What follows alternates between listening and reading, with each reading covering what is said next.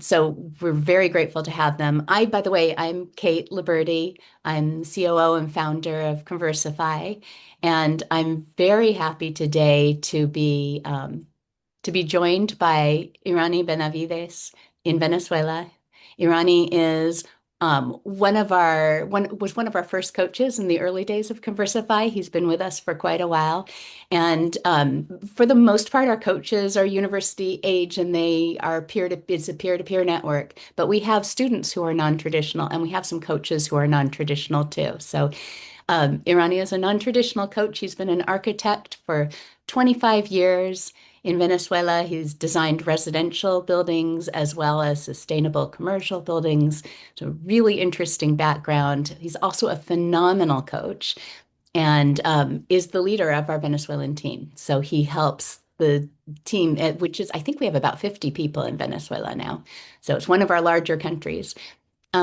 And so he helps with training and with coach quality and works with each of the coaches to improve their skills. And we're very happy to have him in that role. Really grateful that he works with us and that he's available to all the coaches.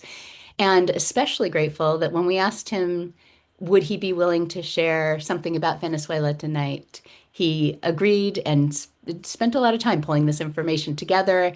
He'll be joined by three coaches in Venezuela, three other coaches, so you'll see them as well. Yrani will talk for about 10 or 15 minutes, give us an overview of the country and just in general, sort of a familiarization with Venezuela. And then we'll hear from those three coaches by video. And then we'll open it all up to questions. So the second half of this session will be up to all of you to pose your questions in the chat. And you can add those questions at any point. Feel free whenever you think of them, now, later, just pop them in there. We'll leave them there until we get to the Q&A part of this. But we'll definitely take some time to answer as many questions as we can. I don't know that we'll get to all of them. I think somebody just raised their hand. Caleb, you have a question? Or did Do you we just? have to pay for this? No, no, not at all. Not at all. Just, Yeah. No, there is nothing to pay okay, for. then, We're just glad to have you all here. Thank you for asking. I'm sure other people were wondering that too. This call will be recorded, and that's because there are people who can't be here but would really like to hear what we'll be covering today. So just want you all to know that you're being recorded. And actually, I don't see the recording light. I may have to click the recording light. No, it is. It's recording. We're good. Um, I would just ask you all to avoid political questions. We want to keep this politically neutral so that we don't cause risk for people in this meeting, including Irani. So we'll be as neutral as we can. So keep those out of the chat. We'll focus on day-to-day life and what things are like right now. What did I forget to tell you? I think that is everything. Are there any questions before we launch in? All right. With no further delay, I'll hand it over to Irani. Thank you, Kate, for that warm introduction. Hello, everyone.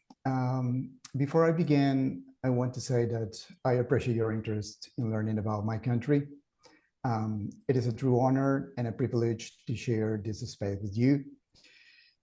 So today, I want to invite you on a virtual journey to the gateway of South America.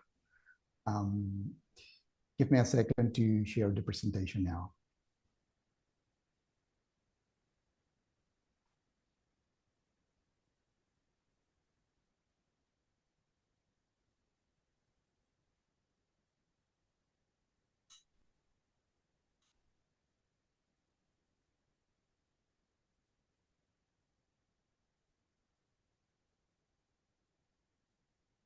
There we go.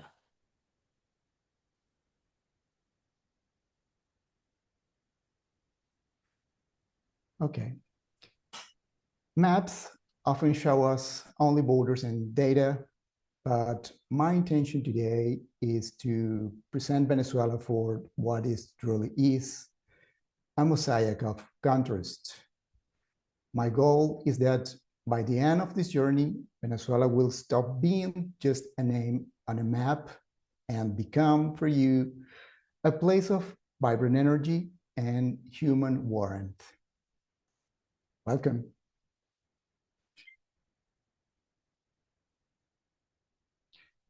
Venezuela is the entry point to the southern part of the continent.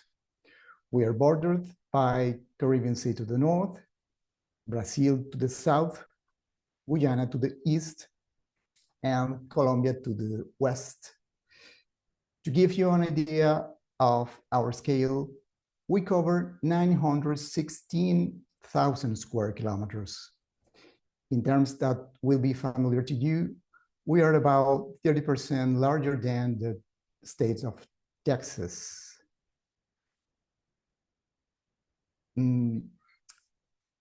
Our territorial extension translates into breathtaking biodiversity. We have Caribbean coasts, infinite plains, llanos, deep jungles, and Andean mountains. While every region has beautiful and interesting natural areas, the geological formations known as tepuis are perhaps the most exotic and peculiar. As some as the oldest geological formation on the planet. Tepuis are near vertical rock plateaus that emerge from the jungle like giant blocks. They are located in Bolivar State in the southeast of the country. The tepui named Aullan-Tepui is likely the most famous because it is home to the world's highest uninterrupted waterfall. In the native language of the Pemon tribe, this waterfall is known as Kerepakupai Vena, which means waterfall of the deepest place. The ancient nature and isolation of these tepuis deep within the jungle provide a unique habitat for plant and animal species that exist nowhere else on Earth.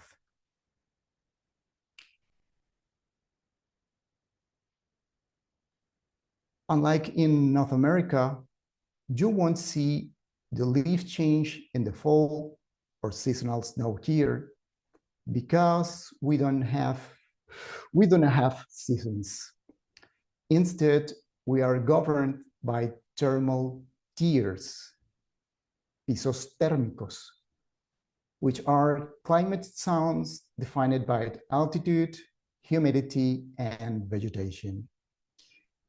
In our region, the temperature doesn't change based on the month of the year, but rather by elevation. For every 100 meters we climb, the temperature drops by 1 degree Celsius, approximately 33 degrees Fahrenheit. Thus, you can choose your ideal climate by living in one of these thermal tiers: warm, temperate, cold, páramo, or glacial. And it will remain nearly the same all year round.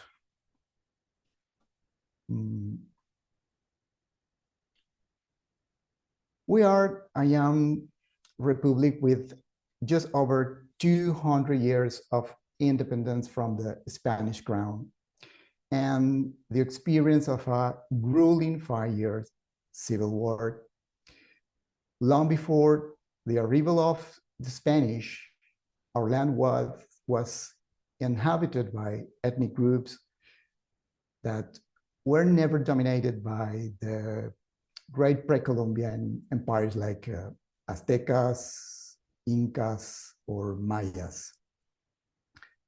Some of the groups that populated our lands include the Pemon, Cariña, Guarao, Yanomami, and Wayu.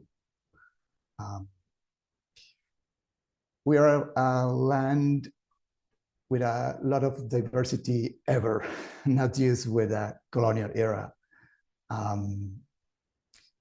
Our identity is a unique melting pot that formed during two specific historical moments. First, the colonial era, when indigenous people, Spaniards, and Africans inevitably blended.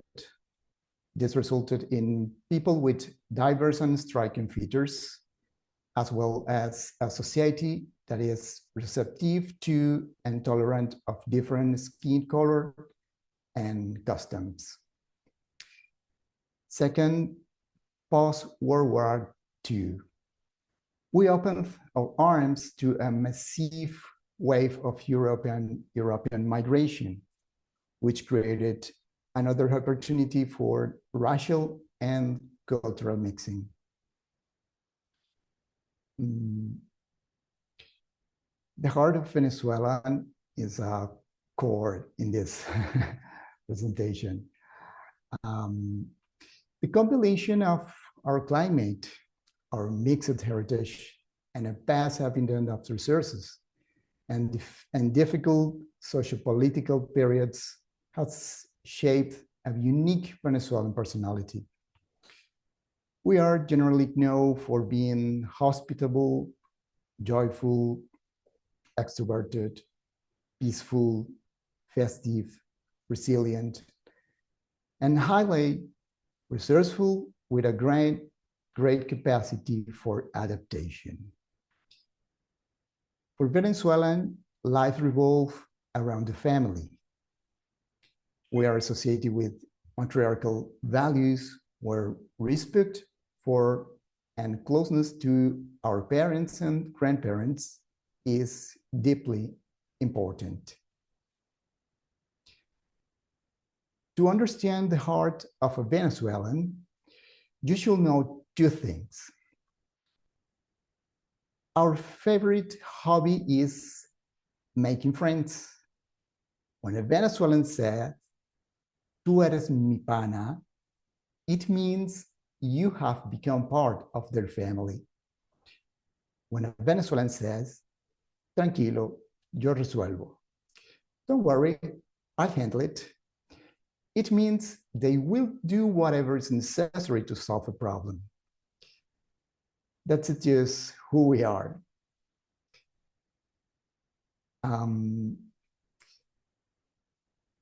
Even though we are far apart, we share many passions. Baseball is our national sport. We follow Major League Baseball with the same fervor you do, cheering for stars like Shohei Ohtani and Cal Raleigh, as well as our own Venezuela stars like Ronald Acuña Jr. and Jackson Chourio.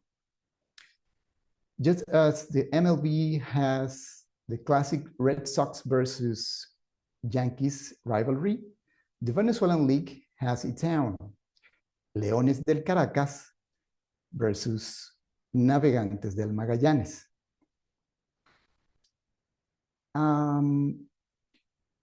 Regarding faith, we are predominantly Catholic. A distinctive trait of our culture is a special devotion to the Virgin Mary, who is represented differently in each region. In Eastern region, like La Virgen del Valle. In Central region, like La Virgen de Coromoto. And Western region, like La Virgen de Chiquinquirá.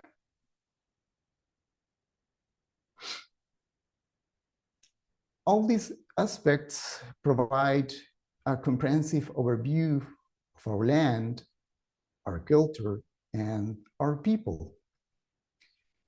Now, to truly understand today's Venezuela, it is essential to hear from its young people. Throughout this video, A few of our coaches will share a glimpse of their reality and offer their reflection. Give me just a second while I get the video ready for you.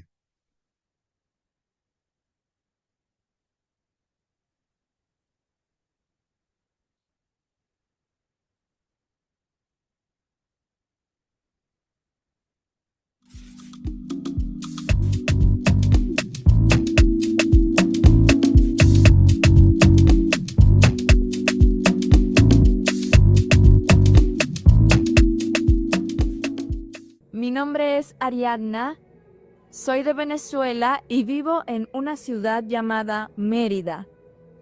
Soy estudiante de Psicología Social en una parroquia foránea cercana a mi ciudad llamada Ejido y mi universidad se llama Universidad Clever Ramírez. Yo soy Rodrigo, yo soy de Caracas, Venezuela y estudio Ingeniería Civil en la Universidad Central de Venezuela. Hola, mi nombre es Gabriela Belandia, soy de la ciudad de Mérida, en Venezuela. Estudio en la Facultad de Arquitectura y Diseño de la Universidad de los Andes.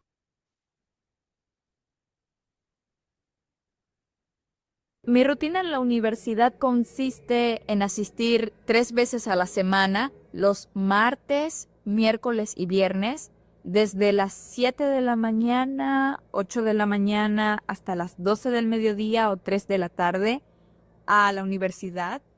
Y bueno, usualmente tomo un autobús en Mérida para poder llegar hasta Ejido y en otras ocasiones puedo tomar el autobús de la ruta estudiantil que está destinado para todos los estudiantes de la universidad y siempre nos recoge en distintas partes de Mérida o Ejido y nos deja dentro de las instalaciones. Así que eso es algo genial. Tengo clases de lunes a viernes. Por supuesto, varía de un día a otro el horario de las clases. Para mí me gusta ver clases lo más temprano posible en la mañana. Por ejemplo, el lunes mi clase empieza a las 7 de la mañana, por lo que salgo de mi casa un poco antes de las 6 para llegar a las 7 a la universidad. Entonces llego a la universidad a las 7, veo mi clase de 7 a 9. Luego directamente tengo otra clase que es de 9 a 11. Y luego tengo otra clase que es de 2 a 4. Entonces, en ese espacio vacío que hay entre las 11 y 4, entre las 11 y las 2, perdón, intento hacer algo productivo como lo es estudiar, hacer algún proyecto, intento conseguir alguna clase privada si es posible. También almuerzo, gracias a Dios, mi mamá me apoya con el almuerzo. Esa es una gran ventaja que tengo en mi vida, la cual agradezco muchísimo. Y luego después de la clase de 2 a 4, intento estudiar en la biblioteca un poco más hasta las 5 para luego agarrar el autobús hasta mi casa.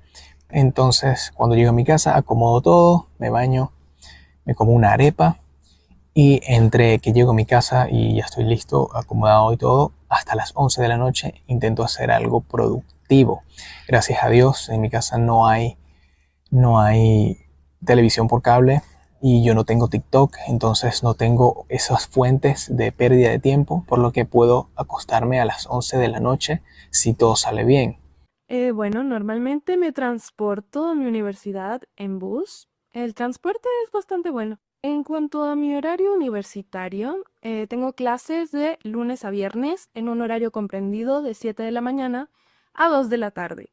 Y otros 2 días, martes y jueves, tengo clases desde las 7 hasta las 4 de la tarde. Normalmente cuando llego de la universidad, hago tareas y también trabajo en Conversifi. En la noche aprovecho para descansar o empezar a hacer maquetas u otros trabajos más prácticos.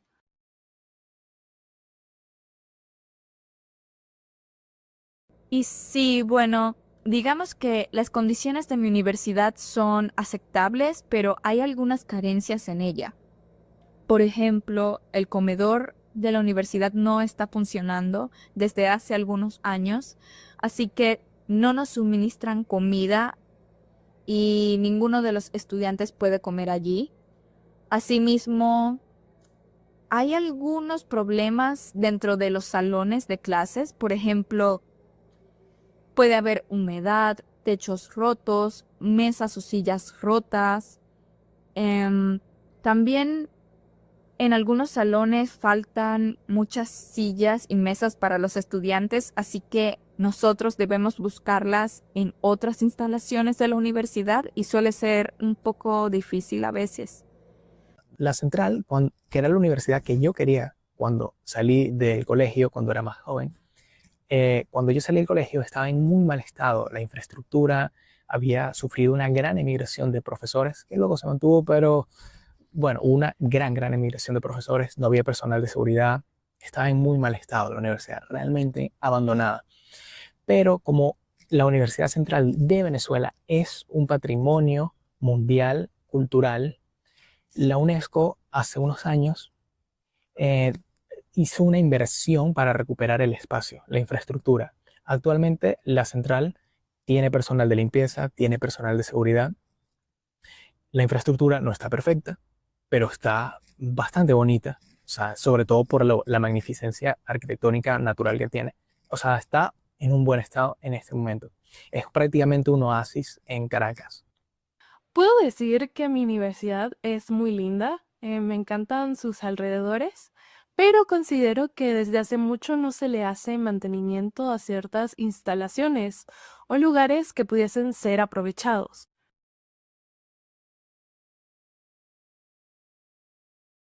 También es muy difícil que la ruta estudiantil no está funcionando siempre porque en algunas ocasiones no tienen gasolina para poder operarla. Y bueno, suelen ser dificultades para cada estudiante. Para mí puede ser muy difícil no tener la ruta estudiantil ya que vivo algo lejos de mi universidad. El viaje en autobús suele ser de 40 minutos aproximadamente. Y otras dificultades que tengo para poder estudiar son, digamos que tres más. En primer lugar, que haya apagones eléctricos porque eso me impide poder investigar o realizar mis trabajos en algunas ocasiones. También que no haya internet se relaciona bastante con eso. Y en tercer lugar, el aumento del pasaje en autobuses normales, ya que como estudiante puede ser muy difícil poder tener cierta cantidad de dinero a la semana para suministrarla cuando estemos pagando un autobús hasta el trayecto de la universidad. Así que sí, es complicado, pero a pesar de eso valoro muchísimo tener el privilegio de poder estudiar. Dificultades que encuentro a la hora de estudiar son, bueno, en general la situación económica es muy mala. O sea, no hay, para el venezolano moral, ético y trabajador, realmente es difícil generar dinero porque no hay poder adquisitivo. Por ejemplo, eh, es que realmente, o sea, yo soy el organista de mi iglesia y también canto muy bien. Entonces, de vez en cuando me salen oportunidades de trabajar como músico, cosas puntuales, pero no puedo cobrar prácticamente nada, máximo $20, porque no hay dinero, básicamente. También en la universidad doy clases, cálculo 1, cálculo 2, tópicos de física, geometría descriptiva, y a pesar de eso, puedo cobrar $5 la clase. No puedo cobrar más que eso, porque la gente no tiene el poder adquisitivo. Entonces es realmente difícil conseguir dinero, sobre todo si tienes un objetivo intelectual, porque si quieres desarrollarte, eso te consume tiempo y balancear eso, o sea, la capacidad reducida de generar ingresos con el estudio realmente es difícil. Si, por ejemplo, quiero comprarme unos zapatos, ahorita mis zapatos están rotos, necesito unos nuevos zapatos, ¿de dónde saco el dinero? Quiero arreglarme los dientes, tengo caries, ¿cómo hago? ¿De dónde saco el dinero? Es difícil conseguir dinero. Tienes que vivir una vida extremadamente frugal, extremadamente frugal. Otra dificultad, que son dificultades logísticas de la vida, son, por ejemplo, en mi casa, mandan el agua a la semana unas pocas horas, entonces, y le mandan con poca presión, entonces el tanque no se llena. En general, cabe destacar que otra dificultad es que Venezuela en general ha sufrido tantas crisis, por ejemplo, la crisis del 2016, la educación se ha resentido, entonces la educación del ciudadano de a pie se ha resentido y eso se percibe cuando uno sale a la calle y eso también es una dificultad. Creo que el mayor obstáculo para estudiar sería intentar mantenerse económicamente, ya que si bien cubres tus necesidades básicas, en el caso de mi carrera debes comprar muchos materiales, los cuales son muy costosos. Y si no tienes una base para poder disponer de ese dinero y comprar todos los materiales necesarios para materias prácticas, normalmente no avanzas en esas materias por falta de dinero.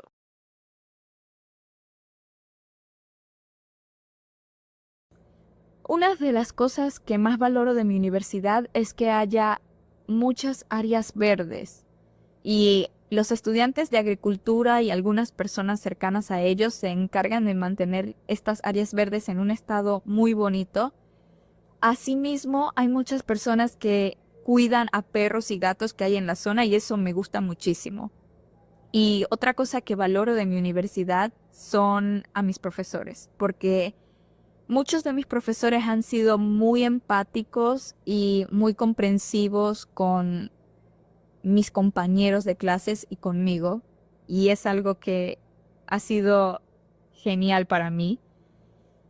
Así que creo que todas esas cosas hacen que me sienta muy bien respecto a mi universidad. ¿Qué valoro de mi universidad? Valoro mucho de mi universidad el hecho que es de uno de esos pocos espacios donde realmente se mantiene íntegro ese objetivo de desarrollar un pensamiento crítico en las personas y la educación, que es tan importante para todo el mundo y particularmente para una sociedad como esta. O sea, una sociedad que ha sufrido tanto, pues. Creo que algo que admiro de mi universidad es el hecho de seguir adelante a pesar de no tener sueldos justos. Los profesores no cuentan con sueldos decentes y siguen impartiendo sus materias con el mismo cariño de siempre y también con una excelencia bastante notoria.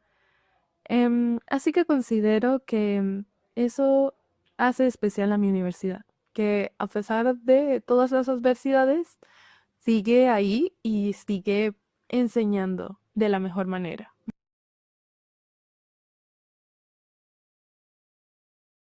Si tuviera que definir al estudiante venezolano en una palabra, sería perseverancia, porque a pesar de los obstáculos o los momentos difíciles en el día a día, creo que los estudiantes venezolanos son personas muy valientes que son capaces de luchar por conseguir sus estudios y por conseguir capacitarse profesionalmente en la carrera que les gusta, y es algo que yo admiro muchísimo en mis compañeros o en cualquier estudiante que conozca. Estudiar es algo que puede ser muy complicado algunas veces, pero siempre trae resultados excelentes.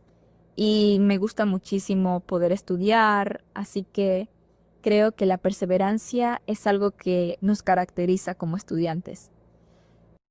Una palabra que me gustaría usar para definir al estudiante venezolano es la persistencia, puesto que si tú tienes muchos obstáculos logísticos, etcétera, la única manera que tienes que para salir adelante es persistir y dar lo mejor de ti. No hay otra alternativa. Una palabra que creo que define muy bien a los estudiantes venezolanos es resiliencia.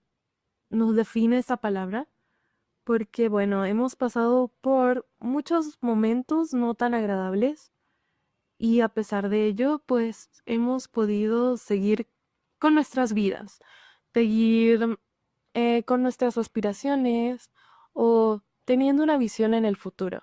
Creo que eso es importante. Y no digo que sea necesario pasar por cosas malas o algo parecido, pero sí creo que a nosotros nos ha tocado una realidad bastante difícil y poder sobrellevarla de la mejor manera y no dejar que eso te detenga a cumplir tus objetivos es algo que para mí tiene mucho valor y define perfectamente cómo somos los universitarios aquí en mi país.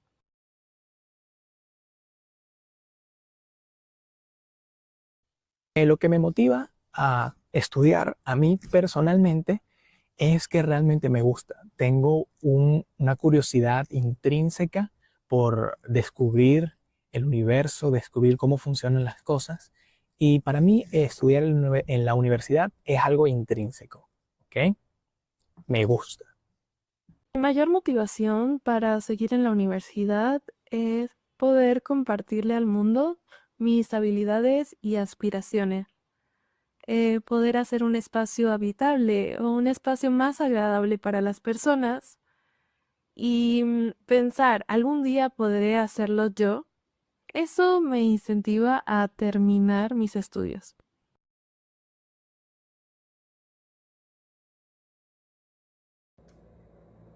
Y como deseos para el futuro, en lo personal quisiera poder ser una psicóloga social profesional que también pueda explorar otras áreas de la psicología.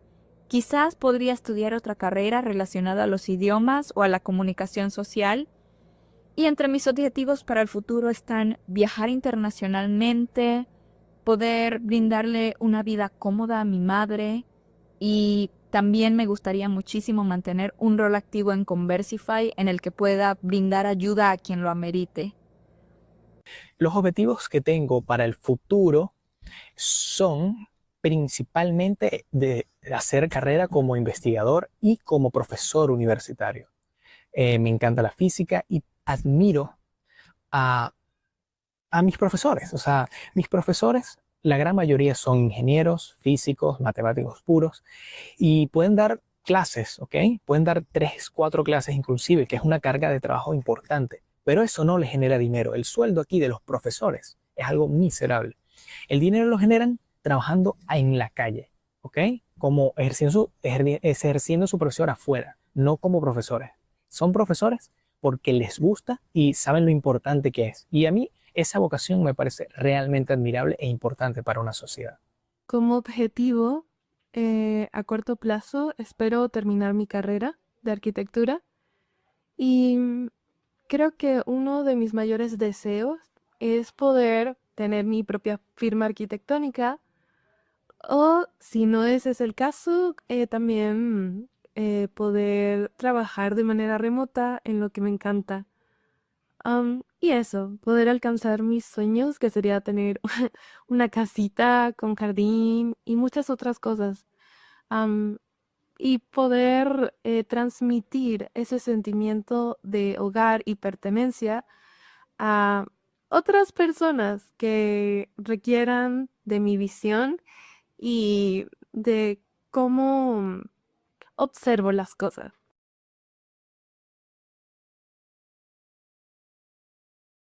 Como un mensaje final, creo que es muy importante que podamos cuestionar nuestra realidad, pensar críticamente y sobre todo ser conscientes de que no debemos dar todo por sentado.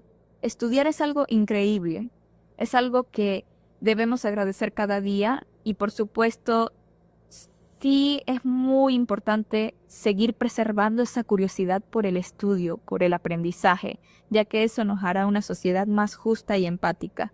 Podemos formar un mundo muchísimo mejor a través de ello. Así que ese es mi mensaje para concluir. Muchas gracias. Adiós.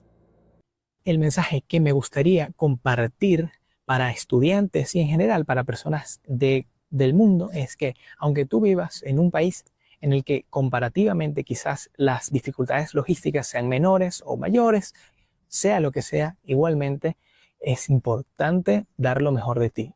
La persistencia no es solo para los venezolanos, es para todo el mundo, porque ¿qué hay más bello que la maestría? ¿Qué hay más bello que realmente dedicarse a algo, ser bueno en algo, estar apasionado por algo, dar tu corazón por algo? ¿Qué hay más bello que eso en la vida? No hay nada más bello en la vida.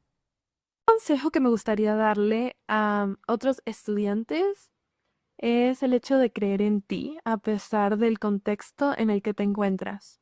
Puede ser difícil, evidentemente, pero creo que cuando sientes que perteneces a algún lugar y sientes que eres bueno en algo, y puede que no sea muy reconocido por otros.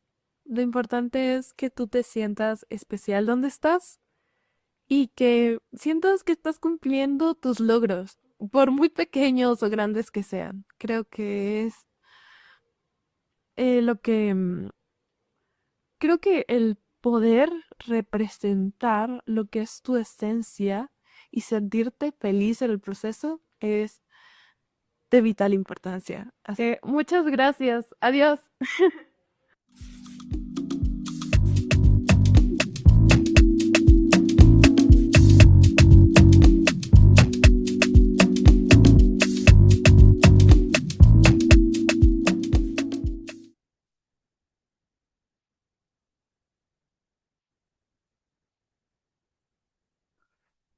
Powerful stories, right? As you can see, this experience truly reflects the reality of Venezuela through the life of our coaches. Venezuela is much more than a point on a map. It is a vibrant energy, a blend of cultures, and a resilience that never gives up. I hope this journey has allowed you to feel a bit of the warmth of our land and the strength of our people. Beyond borders and languages, we are united by the same dreams of self-improvement and the value of family. Thank you for opening this space to get to know us. Thank you very much, guys.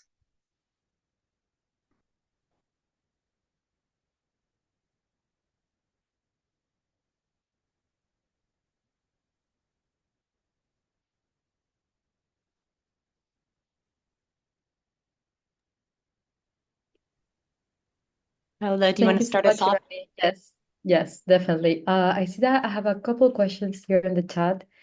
And guys, feel free to add your questions now that after the videos, I'm sure you probably have many questions for him. So let's take some time to add them. The first question was from Linda. Yrani, she asked about that picture you showed about indigenous individuals, like on your presentation. She was asking if that photo was from one of the groups that you mentioned. En la foto de tu presentación, ¿eran las personas que estaban allí de alguna de las tribus o de dónde eran? Okay, good. Sí. Every people is from every ethnic groups. Okay, so basically, like each person from the picture belongs to one of the groups that he mentioned during the presentation. Thank you so much. We have a second question. Yrani, so how do you handle the power and internet outages when you're coaching? O sea, ¿cómo lidias cuando se te va o sea, con los problemas de luz e internet cuando estás haciendo cualquier cosa? Okay, thank you. Well, the power outage is very common here. It's a routine. So, so much people have the power backups in house. So in my case, I handle that with power backup in power station and emergency lamps, and a lot of devices and system that we can like a backup. But it's not common. The mayor's people, the mayor family has not the possibility to access to this kind of solve. It's a really like a privilege.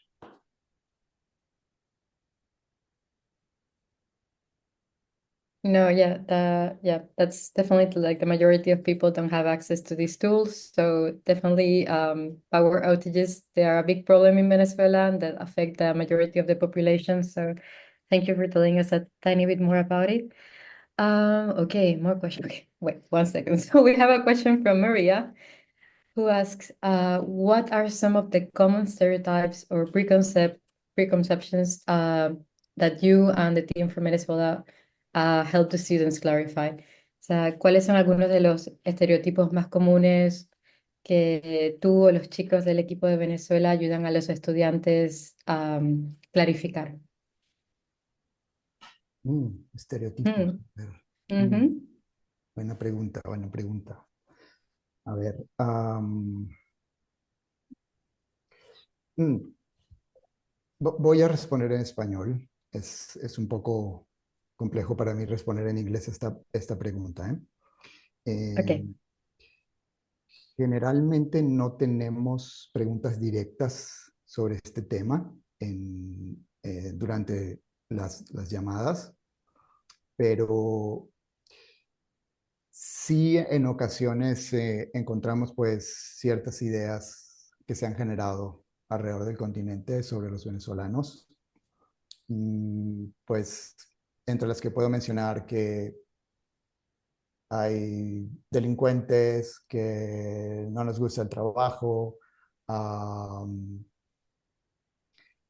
y pues la forma en cómo hemos respondido a esto es que, al igual que en cualquier país, en cualquier sociedad, hay personas de diferentes características y siempre, siempre, en cualquier sociedad, estas personas asociadas a problemas son la minoría. No es una excepción que Venezuela o los Estados Unidos o México, siempre los buenos somos mayoría. Entonces, Okay. es parte de lo Okay. que reflejamos. I'll take a second to translate so I don't get lost. So basically what Irani said is that usually when they are in calls, it doesn't really come a moment where they need to talk about stereotypes, but from time to time, yes, there's maybe a mention of like this preconcept of like Venezuelan people being criminals or like a bit chaotic or all of those things that we might hear not only about Venezuelans but many other groups.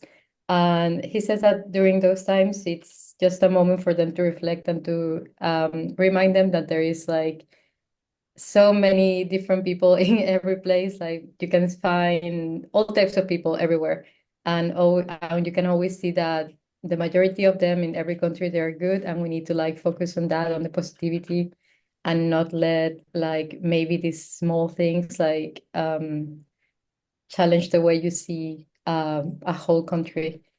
So thank you, Rani. Gracias. So we have many others. So we have another question, Irani. So how do neighbors and members of the community, maybe of your community, help each other during hard times? O sea, ¿cómo los vecinos o miembros de tu comunidad se ayudan entre ustedes cuando hay momentos difíciles? Yeah. Yes, like a society, we have a strange connection between family and between neighbors. Generally, the people is close here, so every people can know if you are good, if you are not, because we have a close link, and when a family in my block have a problem, the other persons can know that, and we don't have a problem to ask the person, are you okay? Do you need something? I can help you. And we can support every person here. Esta expresión, no sé cómo Sí, traducirla, okay. Pau. Okay. Es decir, con lo poco que podemos tener, nosotros siempre encontramos la manera de ayudar a alguien. Así sea poco alimento, poco dinero, pero siempre, siempre de alguna manera apoyamos a nuestro vecino si tiene algún problema. Okay, so what Irani wanted to mention at the end was like even if some people have not too much, they always try to share what they have with others. Like it's that sense of community that it's pervasive in like the Venezuelan society, I guess. Like we are used to big families, we're used to always looking out for each other. So that's something that you can see like in daily life. Okay, perfect. Thank you, Rani. We have another interesting question um, from Rohan. Is he asking, like, are students in Venezuela able to take or attend classes online? O sea, los estudiantes de Venezuela pueden ser capaces de tomar sus clases en línea? It depends. It depends the school area, the university area, because some areas are so poor and it's complicated to take a computer and internet connection. But another areas has this possibility. So it depends the area where you live here. Thank you so much, Yrani. Okay, so this is a more direct question. What is it like to be an architect in Venezuela right now? Like, are there any are there any new constructions? Wow.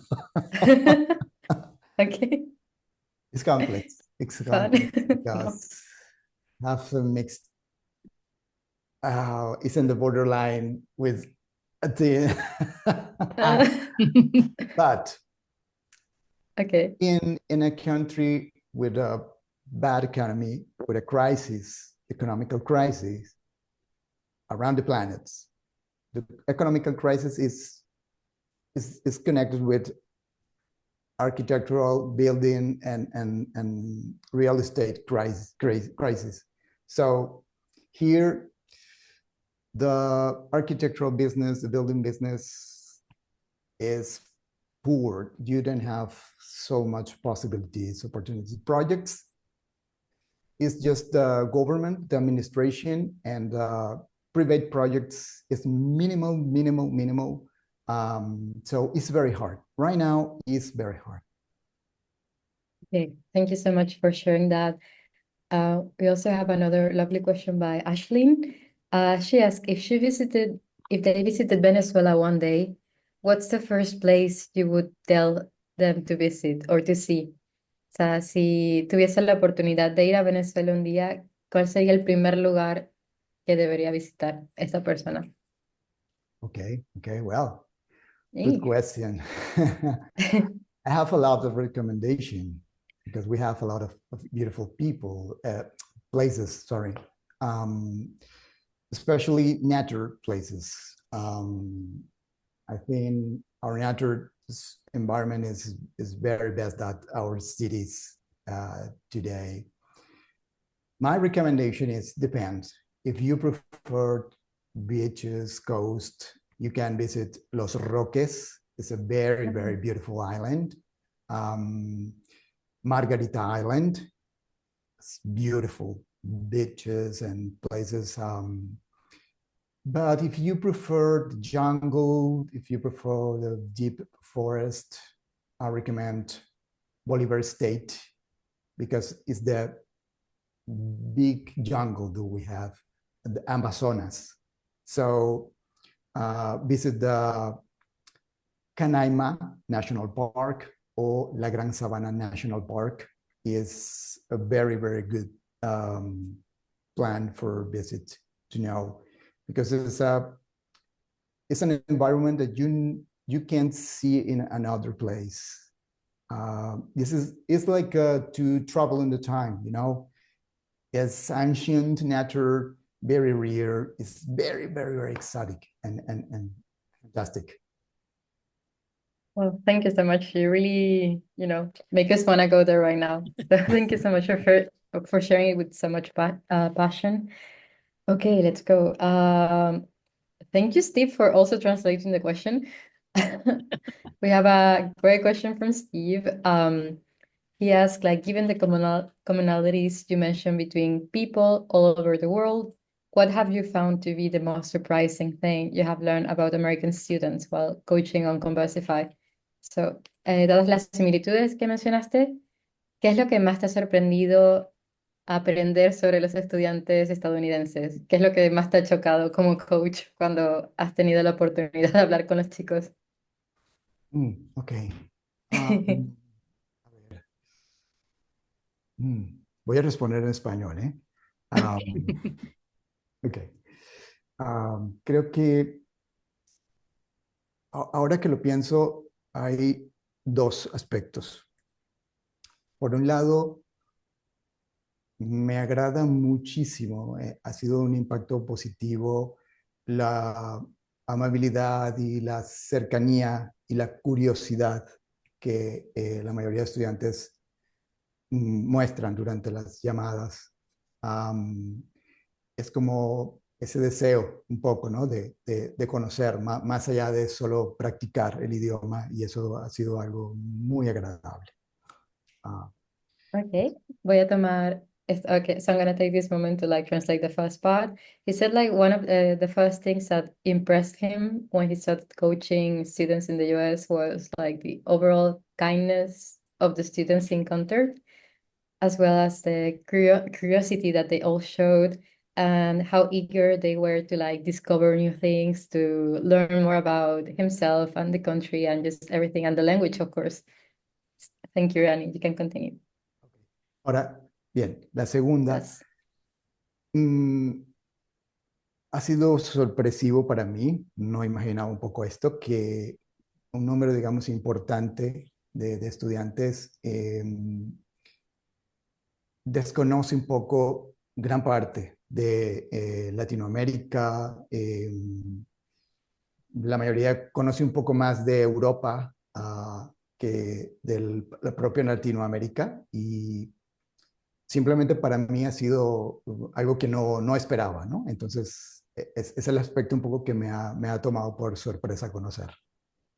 Okay, so on his the second part of his answer, he says that the thing that surprised him the most, one of the things that surprised him the most, is that how many students don't really know much about South America. He found that a lot of them know even more about Europe, which is so far away, than South America, which is so close to them, like geographically. So that was one thing. Thank you, Rani. Thank you, Steve, for the question. That was great. And let's see, another one. So, Irani, according to you, what surprises foreigners most about daily life even in Venezuela? So, ¿qué crees que sorprende más a los extranjeros sobre la vida diaria en Venezuela? Creo que por nuestra realidad tenemos como dos versiones de Venezuela, y pienso que internacionalmente hay una versión de nuestro país que un poco a veces sorprende a las personas cuando nos escuchan a nosotros contar nuestra versión. Entonces, eso creo que es una de las cosas que sorprende mayormente a las personas. Okay, so basically he said that the thing that might shock most foreign people is to kind of like come to terms with the existence of these two versions of the country. The country, like the Venezuela they might hear about in the news, is very different from like the Venezuela that exists in reality, that the people experience in their daily life. So maybe it's that is that what causes like some sort of like dissonance. I don't know how to translate that, but in any case, yes. Thank you, Rani. Let's see. Then we have a question about food. So Ricardo would love to know what's your favorite Venezuelan food. Like he said in Mexico, where he's from, food is very spicy. Like, is the Venezuelan food spicy? Okay. No, the main food is not spicy. We have spicy food here, but the mayor is not. We have a lot of different, it's dependent every region. We have food from the central region, western region, eastern and Andean region is very particular. In my case, my favorite is arepa. It's the most popular. The arepa is like a Mexican tortilla, but it's not too things, thin. And you can feel, this meal with a lot of My favorite is the arepa named Reina Pepiada. It's like a queen, very beautiful, something like that. And it's an interesting story because it's connected with our one of our universals queens, you know, in the past. This arepa is filled with chicken, mayonnaise, avocado, cheese. It's very delicious, and this is my favorite.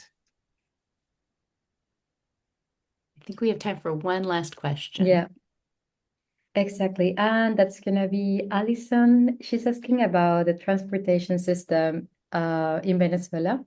So the question is like, is it easy to use, or do people usually have to use their personal cars, even in big cities? So- Yeah, the transportation is difficult. The public service is not working well. The mayor of bus are very old buses. The public transportation handled by the administration is bad. We have a bad relation with maintenance culture. So the administration get a new bosses, but it's not working so much time because don't have maintenance. So it's not working for a long time. So now we have very difficult, and the problem with money, you know, it's difficult for people to get a car, to maintain a car. So for all these reasons, it's very difficult. Makes sense. We lost Paula just at the last moment. Yeah. I'm sure she's coming back. Sorry, sorry. I was charging my computer. It decided to die.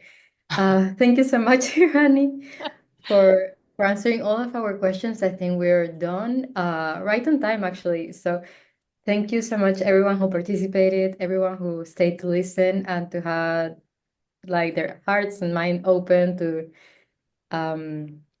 share this moment with us. And thank you so much, Yrani, and to the 3 coaches who share their life with us as well. Muchísimas gracias. And Yrani will be here if you have other questions or you want to. I know Rohan just raised his hand. Please feel free to stay on. But I know other people have places to go. So we'll wrap up the formal webinar now. I'm so happy that you all were able to join us. It's really been beautiful. Yrani, you did such a nice job. And if there are people who would like to stay on, please do. And you can unmute yourself and just talk. Okay, it was a pleasure. Thank you, everyone. Rohan, Caleb, if you have questions, I guess Rohan raised his hand first, if you want to go first. I had a comment. One of my coaches on Conversifi was from Venezuela. He said people are always happy and smiling. Is that true? Yes, every day, every time. Look at that. They're like, okay. I love that. Well, I'm glad you got a very smiley coach. So, Caleb, you can make your question. Is English the most popular second language, and what is the role of English at the university? Nice. That's a great question. Yes, Rohan. We have a close connection with United States. It's a long time. So we don't have connection with another country like with United States. So here is important, and it's a key to learn English. So it's the second more important language in my country. Yes, sure. Like at university and at school, like that's the that's mostly the second language that you get to learn, unless you go to like a very specialized school where you can learn other languages like French or German, but it's not really common. So English is like the default second language you're gonna find. Steve asked, how did you learn English so well, Yrani? Thank you. Like, ¿cómo aprendiste tan buen inglés? Es la pregunta. Sorry. Uh, Oh, interesting. Ah, It's a combination. It's a mixture. Learning in my school, in the university, and for and the personal interest, and working with people. So I repeat that we have a very long story, with connection, and the reason is the oil story, the oil business. So I remember that my grandpa, my grandmother, a lot of people of my family have started working in North American companies related to oil industry here, and we learned, so much about the culture, because every engineer and every person has a relation with it. okay, so basically, like, yes, it's like there's been a lot of US, like people from the US who were in the country and that allow you to get in contact with the language firsthand. That's great. Thank you so much, Yrani. yeah. Yes, yeah. Okay, perfect. So I think there might not be extra questions Oh, unless Maria has a there's... question. Oh, yes, sorry, Maria. Yeah, just not a question, but I just wanted to really say thank you. It's been such a pleasure through the years to listen to the conversations students have with you. I consider you my colleague, my co-teacher. You give much more than language coaching. You clarify, misconceptions. You are a very cultured person, so you can have discussions about so many interesting things on the spot. So hats off. I mean, I admire you, and I thank you so much. And I'm so happy that I have this opportunity to see you on the face and tell you I will give you a hug if I was in person. So really, thank you so much, and to the all the coaches too. We saw in the videos what kind of message they give to our students, and sometimes, see, that transcends learning academic topics. That's learning about being human, about being resilient, about what it means to study. So they learn so much from you. Thank you, thank you. Really appreciate your work. Really, thank you. And for me and for our team, it's a pleasure to help. We are people disposable to learn, to help, to support. It's a satisfaction. It's a great satisfaction for us. Thank you. I really appreciate it. I loved the way That that, was beautiful. we didn't tell the students what to say, of course, in that video. And I loved the way that they all focused on how much they loved learning and they appreciated their teachers and they felt that resilience was really important and not to let adversity get you down. Those are beautiful messages and so consistent across all three of them. Yeah. To Maria's point. Wow. Yeah. Well, You represented Venezuela very, very well, Yrani. Thank you. Thank you, Kate. Thank you. And I would like that everybody represent good humans, not just a country. I think that we are the mirror. We are that little piece of the mirror, the human mirror. So it's very important that we represent our race. Very, very good. Yeah. Beautiful. Thank you, everyone, for being here. Thank you. And thank you, Maria, for ending it on just that note. That was the perfect way to wrap this up.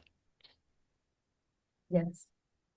Thank you again to everyone who participated, all the students, all the teachers, and anyone who was curious to learn a bit more about the country, about the people living in the country. Okay, let's